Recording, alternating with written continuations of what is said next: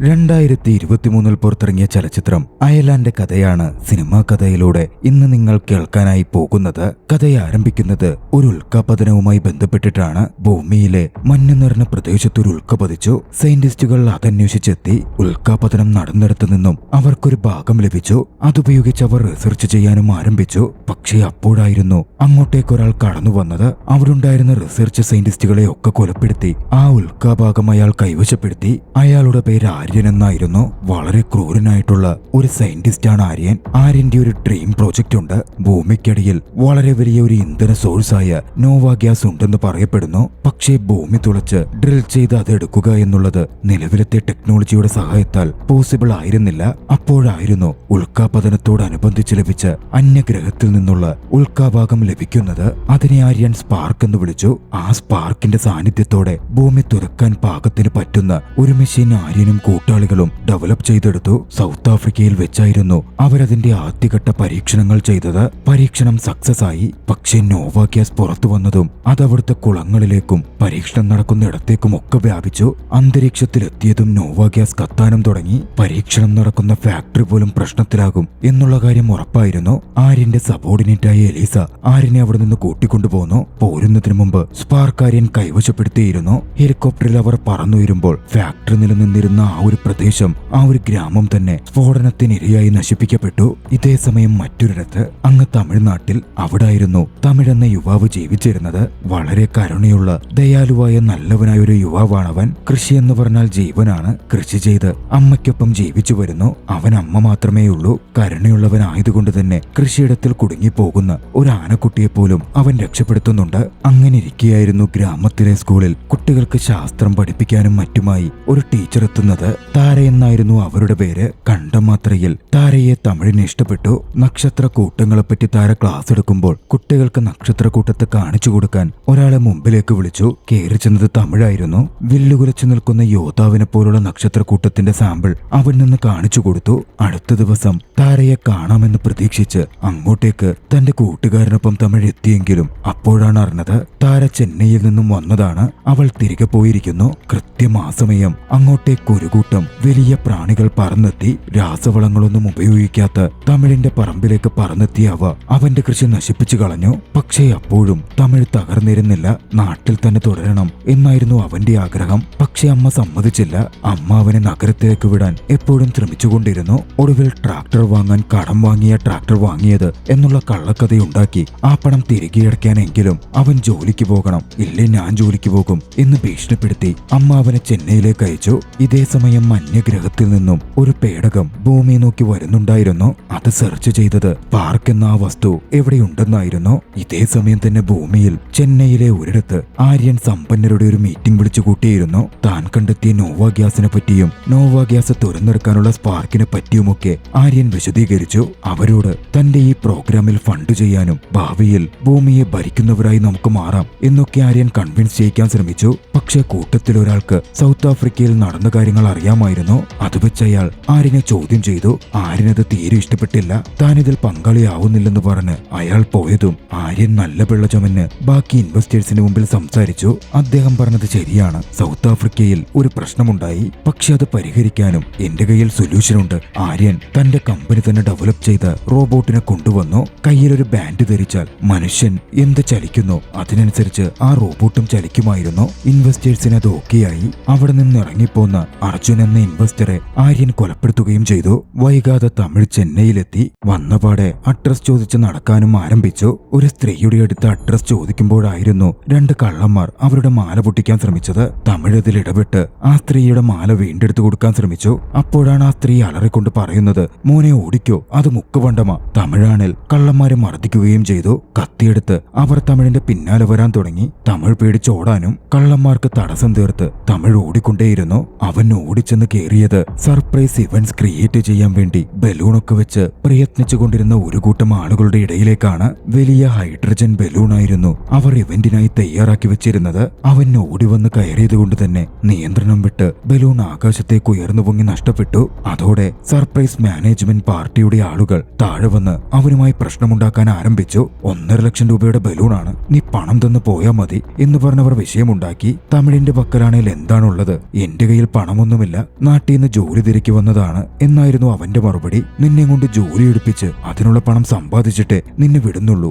എന്ന് പറഞ്ഞ് അവർ തമിഴിനെ കൂടെ കൂട്ടി. ആ ഗ്രൂപ്പിന്റെ തലവൻ കൊത്താണ്ടം, മെയിൻ പണിക്കാരൻ ടൈസൺ, പിന്നെ സംസാരിക്കാൻ സാധിക്കാത്ത അവരുടെ ഒരു പണിക്കാരനും അവർ മൂവരും അടങ്ങുന്നതായിരുന്നു സർപ്രൈസ് ഇവന്റ് മാനേജ്മെന്റ്. നഗരമധ്യത്തിൽ ഉയരത്തിലുള്ള ഒരു കെട്ടിടത്തിന്റെ മുകളിലായിരുന്നു അവർ താമസിച്ചിരുന്നത്. ലവേഴ്സ് ആയിട്ടുള്ളവർ ബർത്ത്ഡേ പാർട്ടിക്കും മറ്റും ലവേഴ്സിന് സർപ്രൈസ് കൊടുക്കുവാൻ ഇവരെയായിരുന്നു കോണ്ടാക്ട് ചെയ്തിരുന്നത്. ചെറിയ പണം വാങ്ങി അവർ സർപ്രൈസുകൾ ഒരുക്കും. പിന്നാലെയും അതുപോലൊരു വർക്ക് ലഭിച്ചു. ലവർ പറഞ്ഞ അഡ്രസ്സിലേക്ക് അവർ വർക്കിനായി എത്തി. ഫ്ളാറ്റിൽ ബർത്ത്ഡേ സർപ്രൈസിന് വേണ്ട കാര്യങ്ങളും ചെയ്തു. അത് താരയുടെ ഫ്ളാറ്റായിരുന്നു. അത് കണ്ടതും തമിഴിനൽപ്പം ദുഃഖം തോന്നി. താരയ്ക്ക് ഓൾറെഡി ബോയ് ഫ്രണ്ട് ഉണ്ടല്ലോ എന്നാലോചിച്ചുള്ള ദുഃഖമായിരുന്നു അത്. പക്ഷെ താഴെയെത്തിയതും ഞെട്ടിക്കുന്ന ആ സത്യം അവരറിഞ്ഞു. അവർ സർപ്രൈസ് സെറ്റ് ചെയ്ത ഫ്ളാറ്റ് മാറിപ്പോയിരുന്നു. ആ സമയമായിരുന്നു താര അപ്പാർട്ട്മെന്റിലേക്ക് എത്തുന്നത്. തന്റെ അപ്പാർട്ട്മെന്റ് അണിയിച്ചൊരുക്കിയിരിക്കുന്നതും ഫയർ വർക്സും ഒക്കെ കണ്ട് താര അതിശയിച്ചു. ആ സമയം പുറത്തേക്ക് നോക്കിയ താഴെ നിൽക്കുകയായിരുന്ന തമിഴിനെയും കണ്ടു. അന്ന് ആ രാത്രിയിലായിരുന്നു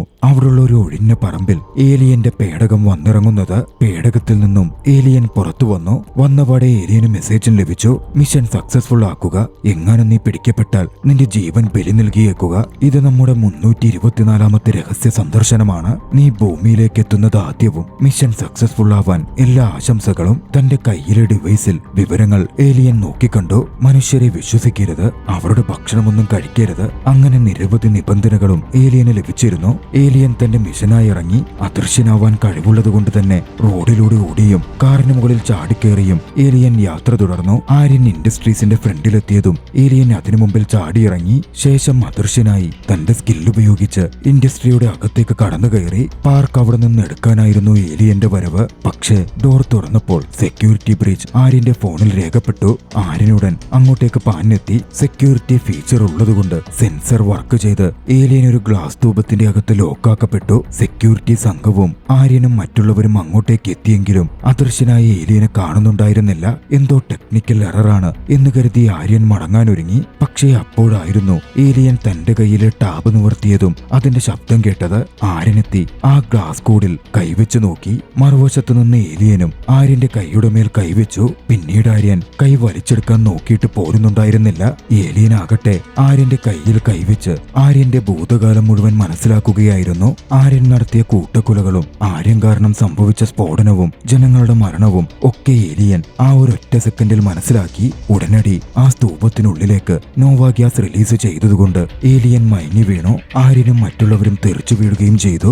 ഏലിയന് വാർണിംഗ് മെസ്സേജ് ലഭിച്ചു. വിഷവായുവാണ് ആ ട്യൂബിനുള്ളിൽ നിറച്ചിരിക്കുന്നതെന്ന്. ഏലിയൻ തന്റെ ശക്തി മുഴുവൻ ഉപയോഗിച്ച് ആ ഗ്ലാസ് തകർത്തു. വിഷവായു ശ്വസിച്ച മയക്കത്തിലും അകത്തേക്ക് കടന്ന സ്പാർക്ക് കൈക്കലാക്കി. ശേഷം അവിടെ നിന്ന് പുറത്തേക്ക് പോവാൻ ആരംഭിക്കുകയും ചെയ്തു. അപ്പോഴേക്കും ഏലിയന്റെ സാന്നിധ്യം എലീസയും സംഘവും മനസ്സിലാക്കിയിരുന്നു. അവർ വാഹനത്തിൽ ഏലിയനെ ഫോളോ ചെയ്യുവാനും മറ്റും തുടങ്ങി. ഏലിയൻ രക്ഷപ്പെട്ട് മുന്നോട്ടോടി. വെടിയുതിർത്തവർ പിന്നാലെ പാഞ്ഞെത്തിയെങ്കിലും ഒന്നിലിടിച്ചു വീണു. അതാ സ്പേസ് ഷിപ്പ് ആയിരുന്നു. ഏലിയൻ മറച്ചു വെച്ചിരുന്ന അദൃശ്യമാക്കിയിട്ടിരുന്ന സ്പേസ് ഷിപ്പ്. ഈ സമയം റോഡിലേക്ക് എത്തിച്ചേർന്നിരുന്ന ഏലിയൻ റോഡിൽ മയങ്ങി വീഴാൻ പോയി. ഒരു കാർ ഏലിയന് നേരെ പാഞ്ഞെടുത്തു. ഇടിക്കാതിരിക്കാൻ ഏലിയൻ പവർ ഉപയോഗിച്ച് കാറിന് നേരെ വീശിയതും കാർ തെറിച്ച് എവിടെയോ പോയി ഇടിച്ചിരുന്നു. ആ കാർ ഓടിച്ചിരുന്നത് തമിഴായിരുന്നു. പിറ്റേന്ന് പകലിലാണ് കാര്യങ്ങൾ വ്യക്തമായത്. കാർ ഒരു കെട്ടിടത്തിന്റെ മണ്ടയ്ക്ക് നിൽക്കുന്നു.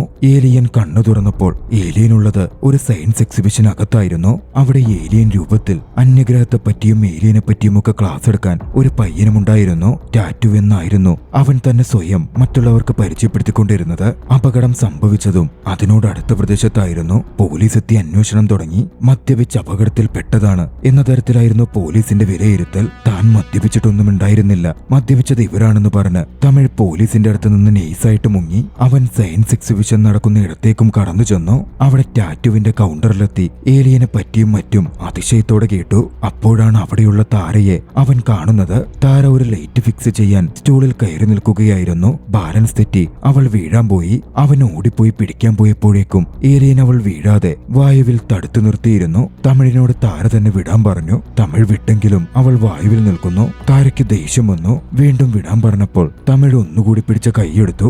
ഏലിയനും തന്റെ കൈ പിൻവലിച്ചതോടെ താര താഴെ വീണു. താര എഴുന്നേറ്റ് തലേ ദിവസം ഫ്ളാറ്റിൽ വെച്ച് കണ്ടതിനാൽ ഇന്നലെ ഫ്ളാറ്റിൽ വിഷയമുണ്ടാക്കിയത് നീയല്ലേ എന്ന തരത്തിൽ അവനെ ചോദ്യം ചെയ്യാൻ ആരംഭിച്ചു. അത് ഞാനൊന്നുമല്ലെന്ന് പറഞ്ഞ് തമിഴ് ഒഴിഞ്ഞുമാറി. പിന്നാലെ തന്നെ ഓർമ്മിപ്പിക്കാൻ താര എന്ന നക്ഷത്രക്കൂട്ടത്തെ കുട്ടികൾക്ക് മനസ്സിലാക്കി കൊടുക്കാൻ അവനോട് വോളണ്ടിയർ ആവാൻ പറഞ്ഞിരുന്നല്ലോ, അതുപോലെ നിന്ന് അവൾക്ക് കാണിച്ചു കൊടുത്തു. അപ്പോഴായിരുന്നു താര തമിഴിനെ തിരിച്ചറിയുന്നത്. അതൊരു അവസരമായി എടുത്ത് തമിഴ് താരയോട് സംസാരിക്കാൻ തുടങ്ങിയപ്പോഴേക്കും പെട്ടെന്ന് അവിടെ ഒന്ന് സംഭവിച്ചു. ഒരു എക്സിബിഷൻ കൗണ്ടറിലുണ്ടായിരുന്ന ഗ്യാസ് ലീക്കാവുകയും പൊട്ടിത്തെറിയിലൂടെ ചെറിയൊരു സ്ഫോടനം സംഭവിക്കുകയും ചെയ്തു. കുട്ടികളുമായി എല്ലാവരും കൂടി പുറത്തിറങ്ങി. കുട്ടികൾ പെട്ടുകിടക്കുന്ന കണ്ട തമിഴ് അവരിൽ കുറച്ചുപേരെ രക്ഷപ്പെടുത്തി. അവിടെ ഉണ്ടായിരുന്ന ഏലിയൻ ആകട്ടെ മറ്റു കുട്ടികളെ തന്റെ പവർ ഉപയോഗിച്ച് വായുവിലേക്ക് ഉയർത്തി അവരെ സുരക്ഷിതമായി ഒരിടത്ത് കൊണ്ടുകിടത്തി. പക്ഷേ ഏലിയൻ രക്ഷപ്പെടാൻ ശ്രമിക്കുമ്പോഴേക്കും തീ കാരണം ഏലിയന് പറ്റുന്നുണ്ടായിരുന്നില്ല. ഏലിയന്റെ ദേഹത്തേക്ക് വലിയൊരു വാർഡോബ് മറിഞ്ഞു വീഴുകയും ചെയ്തു. ഏലിയൻ അതിനുള്ളിൽ കുടുങ്ങിപ്പോയി. ഏലിയനെ രക്ഷപ്പെടുത്തി കൊണ്ടുപോയത് തമിഴായിരുന്നു. രക്ഷപ്പെടുത്താൻ തമിഴ് ഏലിയന്റെ കയ്യിൽ പിടിക്കുമ്പോൾ തമിഴിനെ പറ്റിയുള്ള മുഴുവൻ വിവരങ്ങളും ഏലിയന് ലഭിച്ചു. തമിഴ് എത്രമാത്രം നല്ലവനാണെന്നും ആനക്കുട്ടിയെയും മറ്റു ജീവികളെയും കരുണ കാണിച്ച് അവൻ രക്ഷപ്പെടുത്തിയതും മറ്റും തമിഴ് കരുതിയത് ഏലിയൻ രൂപം തിരിച്ച ടാറ്റു ആയിരുന്നു അതെന്നായിരുന്നു. ആംബുലൻസ് ഫുള്ളായതിനാൽ അവിടെ ഉണ്ടായിരുന്ന ഒരു വാനിൽ ഏലിയനെയും കയറ്റി തമിഴ് പോകാൻ തുടങ്ങി. പക്ഷേ ഏലിയൻ ആണല്ലോ, സ്വയം ഹീലാകും. ഏലിയൻ ഒരു കുഴപ്പവും ഉണ്ടായിരുന്നില്ല. തനിക്ക് കുഴപ്പമൊന്നുമില്ലെന്നൊക്കെ ആദ്യം ഏലിയൻ പറഞ്ഞെങ്കിലും തമിഴ് അത് കാര്യമായി എടുത്തില്ല. പിന്നാലെ ഏലിയൻ തന്റെ കഴിവുകൾ തമിഴിന് മുമ്പിൽ കാണിച്ചു. തമിഴ് ഞെട്ടിത്തെറിച്ച് ഭയപ്പെട്ടു പോയിരുന്നു. അവന്റെ വണ്ടി പോലും അപകടത്തിൽപ്പെട്ടു. ഏലിയൻ തന്റെ കഴിവുപയോഗിച്ച് പാലത്തിൽ നിന്നും താഴേക്ക് പതിക്കാൻ പോയ വണ്ടി സുരക്ഷിതമായി താഴെ ഇറക്കി. തമിഴ് പ്രശ്നക്കാരനല്ലെന്ന് അറിയാമായിരുന്ന ഏലിയൻ തമിഴിന്റെ കൂടെ കൂടാൻ നിന്നപ്പോൾ തമിഴാകട്ടെ ഭയന്ന് വിറച്ചിരിക്കുകയായിരുന്നു. അതുകൊണ്ട് തന്നെ ഏലിയനെ പറ്റിച്ച് തമിഴ് അവിടെ നിന്ന് കടന്നു കളഞ്ഞു. ഇതേ സമയം മറുവശത്ത് ആര്യൻ ഇൻഡസ്ട്രീസിന്റെ സ്പെഷ്യൽ ക്ലിനിക്കിൽ മയക്കത്തിൽ വീണിരുന്ന ആര്യൻ മയക്കമുണർന്നു. ഏലിയന്റെ പ്രഹരം കൈക്കേറ്റതിനാൽ അവന്റെ കൈ തളർന്നു പോയിരുന്നു. പിന്നാലെ തങ്ങളെ ആക്രമിച്ചത് ഏലിയനാണെന്നുള്ള വിവരവും ആര്യന് ലഭിച്ചു. സ്പാർക്ക് ഏലിയൻ കൊണ്ടുപോയി എന്നും ആര്യൻ മനസ്സിലാക്കി. എന്തു വില കൊടുത്തും സ്പാർക്ക് തിരികെ വേണം എന്നായിരുന്നു ആര്യന്റെ ശാഠ്യം. ആ സമയം തങ്ങൾ കൊണ്ടുവന്ന ഏലിയൻ സ്പേസ്ഷിപ്പിന്റെ കാര്യം അവിടുത്തെ സയന്റിസ്റ്റുകളും മറ്റും ആര്യനെ അറിയിച്ചു. അദൃശ്യമായ ആ സ്പേസ്ഷിപ്പ് തങ്ങളുടെ കയ്യിലുള്ള ടെക്നോളജി ഉപയോഗിച്ച് തുറക്കാൻ സാധിക്കുന്നില്ല എന്ന കാര്യവും അവർ ആര്യനോട് പറഞ്ഞു. ഏലിയനെ കൊണ്ട് മാത്രമേ സ്പേസ്ഷിപ്പ് ആക്സസ് ചെയ്യാൻ സാധിക്കൂ എന്നുള്ള വിവരവും ആര്യന് ലഭിച്ചു.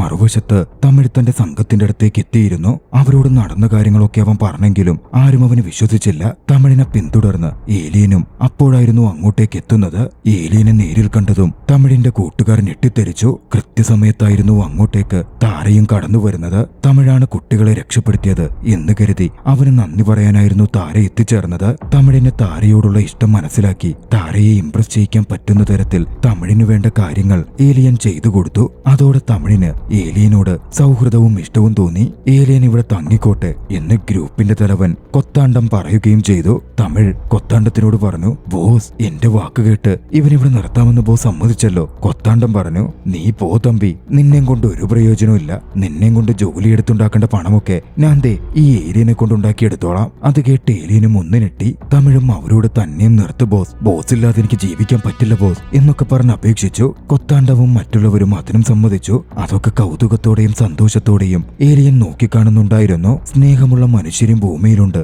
എന്ന് ഏലിയൻ തിരിച്ചറിയുകയായിരുന്നു. ഏലിയനും അവരുടെ കൂടെ കൂടി. പിന്നീട് സന്തോഷത്തിന്റെ നാളുകളായിരുന്നു. ഏലിയനും തമിഴും വളരെ പെട്ടെന്ന് അടുത്ത കൂട്ടുകാരായി. താരയുമായും തമിഴ് അടുക്കുകയും അവരുടെ സൗഹൃദം വളരുകയും ചെയ്തു. പക്ഷേ സ്പേസ്ഷിപ്പ് കിട്ടാതെ ഏലിയന് തിരികെ പോവാൻ സാധിക്കുമായിരുന്നില്ല. ഏലിയൻ ഇടയ്ക്കൊക്കെ ദുഃഖിതനായി കാണപ്പെട്ടു. ഏലിയനെ തമിഴ് ടാറ്റു എന്നായിരുന്നു വിളിച്ചിരുന്നത്. ടാറ്റുവിനെ സഹായിക്കണം എന്ന് തമിഴിന് തോന്നി. ഇതേ സമയം ആര്യനും സംഘവും പ്രശസ്തനായ ഒരു യൂഫോളജിസ്റ്റിനെ കണ്ടെത്തുകയായിരുന്നു. ഏലിയനെ പറ്റിയും ഏലിയന്റെ സാന്നിധ്യവും മറ്റും മനസ്സിലാക്കാനും ഒക്കെയായിരുന്നു യൂഫോളജിസ്റ്റിനെ അവർ കൊണ്ടുവന്നത്. അടുത്ത ദിവസം താരയും തമിഴും ഏലിയനും കൂടി പാവപ്പെട്ട ഒരു കുട്ടിയുടെ വീട്ടിൽ പോയി. താരയുടെ സ്റ്റുഡന്റ് ആയിരുന്നു ആ കുട്ടി. ക്യാൻസർ ബാധിച്ച് അവസാനഘട്ടം എത്തിയതിനാൽ ഹോസ്പിറ്റൽ പോലും അവരെ ഒഴിവാക്കിയിരുന്നു. ഏലിയൻ തന്റെ കൈവച്ച് തമിഴിന്റെ കൈപിടിച്ച് ആ കുട്ടിയുടെ വയറ്റിൽ വെച്ചു. വേദനയെടുത്ത് പൊളഞ്ഞുകൊണ്ടിരുന്ന ആ കുട്ടി കുറച്ചു കഴിഞ്ഞതും വേദന ഇല്ലെന്ന് പറഞ്ഞു. തന്റെ പവർ കൊണ്ട് ഏലിയൻ ആ കുട്ടിയുടെ വയറിനുള്ളിലെ ക്യാൻസർ ഭേദമാക്കിയിരുന്നു. അതിനോടകം യൂഫോളജിസ്റ്റ് ഏലിയനെ കണ്ടെത്താനുള്ള ശ്രമം ആരംഭിച്ചിരുന്നു. താൻ ഡെവലപ്പ് ചെയ്ത ചെറിയ ഡ്രോണുകൾ നഗരത്തിന്റെ പല ഭാഗത്തേക്കും യൂഫോളജിസ്റ്റ് അയച്ചു. ഏലിയൻ ആ സമയം ആ കുട്ടിയുടെ വീട്ടിൽ നിന്നും തന്റെ കയ്യിൽ നിന്ന് നഷ്ടപ്പെട്ടു പോയ സ്പാർക്ക് കണ്ടെത്തി ഏലിയൻ അത് കൈക്കലാക്കി. ഡ്രോൺസിന്റെ സാന്നിധ്യം ഏലിയൻ മനസ്സിലാക്കിയതും നമുക്കുടൻ അവിടെ നിന്ന് പോകാമെന്ന് പറഞ്ഞ് തമിഴിനെയും താരയെയും കൂട്ടി ഏലിയൻ അവിടെ നിന്ന് പോയി. എന്താണ് വേഗത്തിൽ പോകുന്നതെന്ന് താരയ്ക്ക് മനസ്സിലായിരുന്നില്ല. താര അത് ചോദിച്ചു നിൽക്കെ ഏലിയൻ താരയ്ക്ക് മുമ്പിലും സ്വയം പ്രത്യക്ഷപ്പെട്ടു.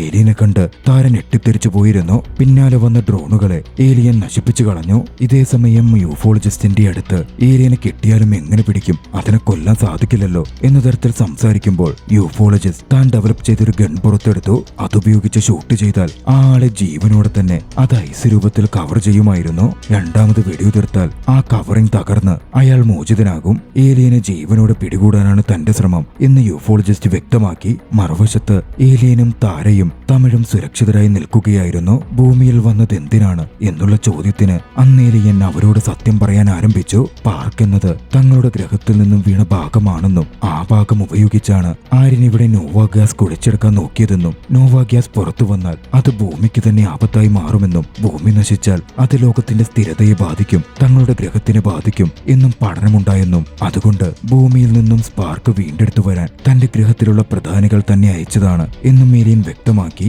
തന്റെ ഗ്രഹത്തിൽ ഏലിയൻ ഒരു ഗേൾഫ്രണ്ട് ഉണ്ടായിരുന്നു. ഏലിയനെ പ്രതീക്ഷിച്ച് കാത്തിരിക്കുന്ന ഗേൾഫ്രണ്ട്. യൂഫോളജിസ്റ്റും ആര്യനും ചേർന്ന് ഏലിയനെ പിടികൂടാൻ ഒരു പ്ലാൻ ഒരുക്കി. ഏലിയനെ അന്വേഷിച്ചു പോകുന്നത് അത്ര എളുപ്പമല്ല. തങ്ങളുടെ കയ്യിലുള്ള സ്പേസ് ഷിപ്പ് പുറത്തു കൊണ്ടുവന്നാൽ ഏലിയൻ അത് അന്വേഷിച്ചെത്തും. അപ്പോൾ അവനെ പിടികൂടാം, അതിനുവേണ്ട ഡിവൈസുകളും സെറ്റ് ചെയ്യാം എന്നായിരുന്നു അവരുടെ പദ്ധതി. അത്തരത്തിൽ അവർ പ്രവർത്തിച്ചു. സ്പേസ് ഷിപ്പ് പുറത്തെത്തിയതും ഏലിയന് സിഗ്നൽ ലഭിച്ചു. സ്പേസ് ഷിപ്പിനടുത്തേക്ക് ഏലിയൻ പോകാൻ പോയതും തമിഴ് അവനെ തടഞ്ഞു പറഞ്ഞു, ഇത്രനാളും കിട്ടാതിരുന്ന സ്പേസ് ഷിപ്പ് സിഗ്നൽ പെട്ടെന്ന് കിട്ടുന്നുണ്ട്, അതിലെന്തോ ചതിയുണ്ടെന്ന് തോന്നുന്നു. ഏലിയനും അത് സമ്മതിച്ചു. പക്ഷേ തനിക്ക് തിരികെ പോകണമെങ്കിൽ തന്റെ സ്പേസ് ഷിപ്പ് വേണം എന്ന് തന്നെ ഏലിയൻ പറഞ്ഞു. ഒടുവിൽ തമിഴും ഏലിയനും സിഗ്നൽ കിട്ടിയിടത്തേക്കെത്തി. സ്പേസ് ഷിപ്പും അവർ നോക്കിക്കണ്ടു. തമിഴും കൂടെ വരാമെന്ന് പറഞ്ഞെങ്കിലും നീ വരണ്ട, ഞാൻ അദൃശ്യമായി പോയി അത് എടുത്തോളാം എന്ന് ഏലിയൻ പറഞ്ഞ് അവനെ തടഞ്ഞു. ഏലിയനെ താൻ മിസ് ചെയ്യുമെന്നും ഇടയ്ക്കൊക്കെ കാണാൻ വരണമെന്നും തമിഴ് ആവശ്യപ്പെട്ടു. ഏലിയൻ തമിഴിനോട് പറഞ്ഞു, നിങ്ങളുടെ നാട്ടിലെ പ്രശ്നങ്ങൾ കണ്ട ആഴ്ചയിലൊരിക്കൽ വരണമെന്നാ തോന്നുന്നേ. തമാശയോടെ അത് പറഞ്ഞ് അവരിരുവരും കെട്ടിപ്പിടിച്ച സ്നേഹം പങ്കുവെച്ചു. പിന്നാലെ ഏലിയൻ സ്പേസ് ഷിപ്പ് എടുക്കാൻ അകത്തേക്ക് കടന്നു ചെന്നു. അദൃശ്യനായിട്ടാണ് ചെന്നതെങ്കിലും യൂഫോളജിസ്റ്റ് അവിടെ സെറ്റ് ചെയ്തിരുന്ന കെണിയിൽ ഏലിയൻ പെട്ടു. പോവാൻ തുടങ്ങിയ തമിഴ് അത് കണ്ടതും ഏലിയനെ രക്ഷിക്കാൻ അങ്ങോട്ടേക്ക് പാഞ്ഞു ചെന്നു. ഒരു തരത്തിൽ മോചിതനായതും ഏലിയൻ സ്പേസ് ഷിപ്പ് എടുത്ത് അവിടെ നിന്ന് രക്ഷപ്പെട്ടു പോകുവാനായി ഉയർന്നു തുടങ്ങി. തമിഴിനെ ആക്രമിച്ചിരുന്നവരെയും സ്പേസ് ഷിപ്പിൽ നിന്ന് ഇലക്ട്രിസിറ്റി പായിച്ച് ഏലിയൻ തെറിപ്പിച്ചു വീഴ്ത്തി. പിന്നാലെ തമിഴിനോട് യാത്ര പറഞ്ഞ് അവൻ പുറപ്പെടാൻ ഒരുങ്ങിയപ്പോഴായിരുന്നു എഴുന്നേറ്റ് വന്ന എലീസ തമിഴിനെ ആക്രമിച്ച് കൊലപ്പെടുത്തുന്നത്. ഉയർന്നു പൊങ്ങിയ പേടകത്തിൽ നിന്നും അത് നോക്കിക്കണ്ട ഏലിയൻ താഴേക്ക് ചാടിയിറങ്ങി തമിഴിനടുത്തേക്ക് ഓടിയെത്തി. തന്റെ കഴിവുകൾ ഉപയോഗിച്ച് തമിഴിന് ജീവൻ പകരാൻ ശ്രമിച്ചു. 90% പൂർത്തിയായി. പക്ഷേ അപ്പോഴേക്കും അങ്ങോട്ടേക്ക് കടന്നു വന്ന ആര്യൻ ഏലിയനുമേൽ യൂഫോളജിസ്റ്റിന്റെ ഗണ്ണുപയോഗിച്ചിരുന്നു. ഏലിയൻ നൈസ് കട്ടയാൽ പൊതിഞ്ഞ് ഒരു തടവിലെന്ന പോലെ ആക്കപ്പെട്ടു. പിന്നാലെ ആര്യന്റെ ആളുകൾ ഏലിയനെ അവിടെ നിന്ന് എടുത്തുകൊണ്ടുപോയി. സമയം കുറച്ചധികം പിന്നിട്ടതും തമിഴ് ജീവൻ തിരികെ പിടിച്ച് ജീവിതത്തിലേക്ക് തിരികെ വന്നിരുന്നു. അവൻ ശ്വസിക്കാൻ ആരംഭിച്ചു. ആശുപത്രിയിലേക്ക് എത്തിക്കപ്പെട്ട തമിഴ് പൂർണ്ണമായി ജീവിതത്തിലേക്ക് തിരികെ എത്തി. അതിനൊപ്പം ഒരു അതിശയവും സംഭവിച്ചിരുന്നു. തമിഴിന് ഏലിയന്റെ പവറുകൾ കൈവന്നിരിക്കുന്നു. പിന്നീട് തനിക്ക് കിട്ടിയ പവറുകൾ എത്തരത്തിലാണെന്ന് തമിഴ് പരിശീലിച്ചു നോക്കാൻ തുടങ്ങി. പരിശീലനത്തിലൂടെ അവൻ മികവ് തേടുകയും ചെയ്തു. പക്ഷേ അപ്പോഴൊക്കെയും ഏലിയൻ തിരികെ ഏലിയന്റെ ഗ്രഹത്തിലേക്ക് പോയി എന്നായിരുന്നു തമിഴും മറ്റുള്ളവരും വിശ്വസിച്ചിരുന്നത്. ആര്യനും സംഘവും ആകട്ടെ ഏലിയനെ ബന്ദിയാക്കി വെച്ച് ടോർച്ചർ ചെയ്യുകയായിരുന്നു. സ്പാർക്കിനെ പറ്റിയുള്ള വിവരങ്ങൾ അറിയാനായിരുന്നു അത്. ഏലിയൻ അവരോടൊന്നും പറഞ്ഞതേയില്ല.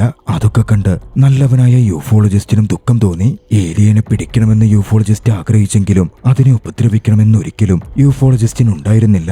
ഇതിനിടയിൽ ആര്യന്റെ ഡോക്ടേഴ്സ് റിസർച്ച് ചെയ്യുകയും ഏലിയന്റെ ബ്ലഡ് എടുത്ത് പാരലൈസ്ഡ് ആയ ഒരു എലിയിൽ കുത്തിവെച്ചപ്പോൾ അതിന്റെ പാരലൈസ്ഡ് ആയ ഭാഗം ശക്തി പ്രാപിച്ചതായി കണ്ടെത്തുകയും ചെയ്തു. അതുകൊണ്ട് തന്നെ ആര്യന്റെ നിർബന്ധപ്രകാരം അത് ആര്യന്റെ ശരീരത്തിൽ പ്രയോഗിച്ചു. ഏലിയന്റെ ബ്ലഡ് കുത്തിവെച്ച ആര്യന്റെ കൈ സൂപ്പർ പവറുള്ള കൈയായി മാറിയിരുന്നു.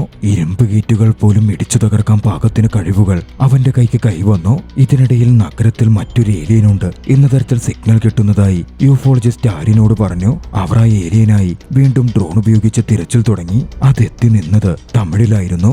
ഏലിയൻ ജീവൻ കൊടുത്തതുകൊണ്ടും തന്റെ പവർ പകർന്നതുകൊണ്ടും തമിഴും ഏലിയനാണ് എന്ന തരത്തിൽ സിഗ്നൽ വന്നതായിരുന്നു. എതിരിടാൻ വന്ന ആര്യന്റെ ആളുകളെ മുഴുവൻ തമിഴടിച്ച് താഴെയിട്ടു. പിന്നാലെ ആര്യൻ തന്നെ നേരിട്ടെത്തി തന്റെ പവറുള്ള കൈ ഉപയോഗിച്ച് തമിഴിനെ ഇടിച്ചിടാൻ ശ്രമിച്ചു. പക്ഷെ പക്ഷേ തമിഴ് എളുപ്പത്തിൽ ആര്യന്റെ കൈ തടഞ്ഞു. ആര്യന്റെ ശക്തമായ പഞ്ചൊന്നും തമിഴിനെ ഏൽക്കുന്നുണ്ടായിരുന്നില്ല.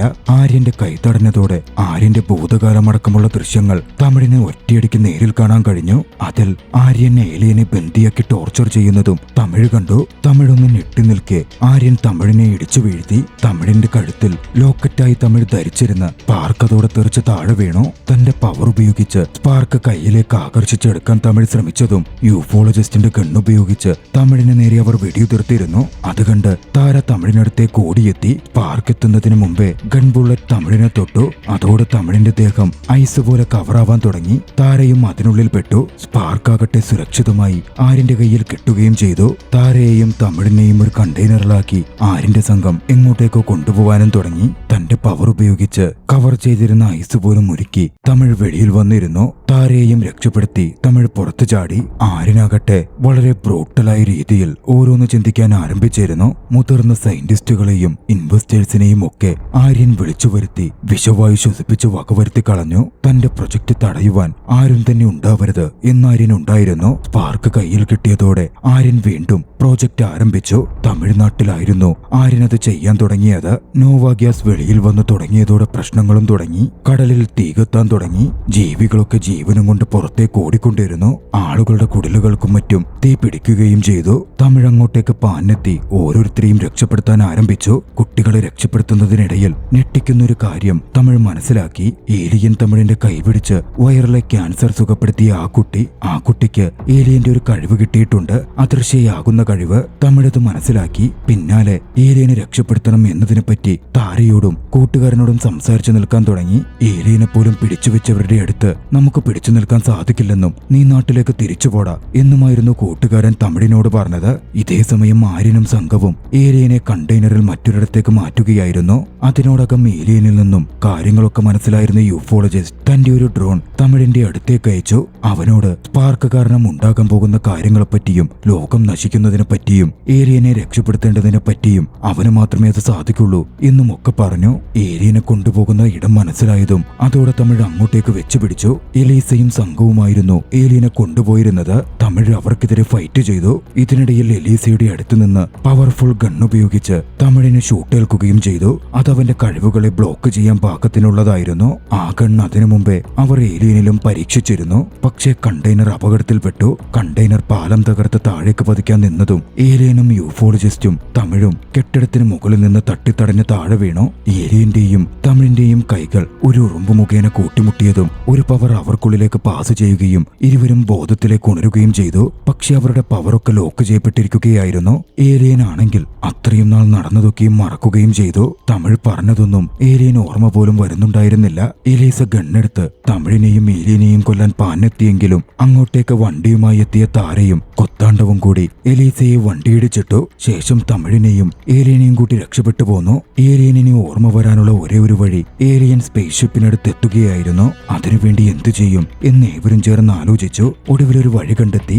അവരുടെ സർപ്രൈസ് ഇവന്റ് ഐഡിയ പോലെ ഒരു ബലൂണിൽ ഏലിയനെയും തമിഴിനെയും ഒന്നിച്ച് ഫാക്ടറിയുടെ അകത്തേക്ക് വിടാം എന്നതായിരുന്നു അവരുടെ ഐഡിയ. അല്പം കഷ്ടപ്പെട്ടിട്ടാണെങ്കിലും ആ ശ്രമം വിജയിച്ചു. തമിഴും ഏലിയനും സ്പേസ് ഷിപ്പുള്ള ഫാക്ടറിയുടെ അകത്തേക്ക് എത്തി. പക്ഷെ അവരെ പ്രതീക്ഷിച്ച് എലീസ റോബോട്ടിനെ ആക്ടിവേറ്റ് ചെയ്ത് അവിടെ ഉണ്ടായിരുന്നു. തമിഴ് എലീസയെ എതിരിടാൻ തുടങ്ങി. ഏലിയനാകട്ടെ എന്ത് ചെയ്യണമെന്നറിയാതെ നിന്നു. ഒടുവിലൊരു ഘട്ടത്തിൽ തമിഴ് ഏലിയനെ അകത്തേക്ക് വലിച്ചെറിഞ്ഞു. ഏലിയൻ പോയി വീണത് സ്പേസ് ഷിപ്പിന്റെ മുകളിലായിരുന്നു. സ്പേസ് ഷിപ്പ് ആക്ടിവേറ്റ് ആയി. അതിലെ ഡിവൈസ് ആക്ടിവേറ്റ് ആക്കപ്പെട്ടതോടെ സ്പേസ് ഷിപ്പ് തന്നെ ഏലിയന്റെ രോഗങ്ങളും ഏലിയനുള്ള പ്രശ്നങ്ങളും സ്കാൻ ചെയ്ത് പരിഹരിച്ചു. അതോടെ ഏലിയന് പവർ കൈവന്നു. പിന്നാലെ തമിഴിനും എലീസ ഏലിയന്റെ സ്പേസ് ഷിപ്പ് സ്ഫോടനത്തിനിരയാക്കി തകർക്കാൻ നോക്കി. ഏലിയൻ പുറത്തു വന്നു. തമിഴും ഏലിയനും കൂടി എലീസയെ കൈകാര്യം ചെയ്ത് വീഴ്ത്തി. ശേഷം ഏലിയൻ പോയി സ്പേസ് ഷിപ്പ് ഒരു പ്രശ്നവുമില്ലാതെ റെഡിയാക്കിയെടുത്തു. സ്പേസ് ഷിപ്പിനകത്തെ കുട്ടി സ്പേസ് ഷിപ്പ് എടുത്ത് ഏലിയൻ സ്പാർക്ക് പ്രോജക്ട് നടക്കുന്ന ഇടത്തേക്ക് ചെന്നു. പിന്നാലെ തമിഴും കാറിൽ വെച്ചുപിടിച്ചു ചെന്നു. അവിടെയുള്ള ഗാർഡുകളെ കീഴ്പ്പെടുത്തി തമിഴും ഏലിയനും അകത്തെത്തി. അവിടെ പ്രൊജക്ട് നടന്നുകൊണ്ടിരിക്കുകയായിരുന്നു. പക്ഷെ അവിടെ അവർക്കെതിരിടാൻ ഏറെ കരുത്തനായ ആര്യനുണ്ടായിരുന്നു. ഏലിയനും തമിഴും ഒന്നിച്ച് ആര്യനെതിരെ ഫൈറ്റ് ചെയ്തു. ഒടുവിൽ ആര്യൻ പാർക്കിൽ നിന്നുള്ള ലേസർ രശ്മിയേറ്റ് കൊല്ലപ്പെടുകയും ഏലിയൻ സുരക്ഷിതമായി സ്പാർക്ക് കൈക്കലാക്കുകയും ചെയ്തു.